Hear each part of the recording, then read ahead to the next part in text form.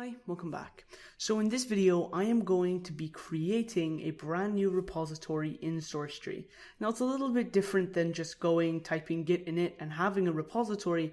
You actually need to do a few extra steps before you go ahead and start making commits. So let's go ahead and get that set up. First thing you want to do is head over to SourceTree. Just wait for that to open. There you go.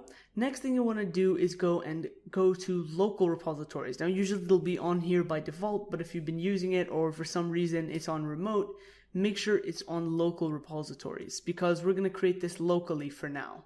Next thing you want to do is go and click on create. So you're going to set the destination path. So this is where the repository is going to be. Usually you'll just go to wherever you store your projects and create a new directory, all of that. So I'm just going to call it my Git GUI project. There we go. So I'm going to select that. There.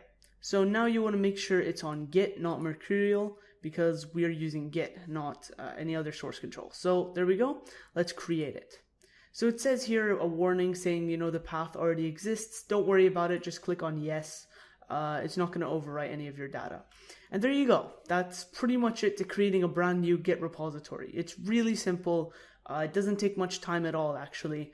But in the next few videos, we're going to really dive into SourceTree. We're going to get familiar with all of the different things we have here. You can see we have a lot of brand new tabs, and I'm going to be taking you through everything here, creating some files, looking at the staging area, things like that.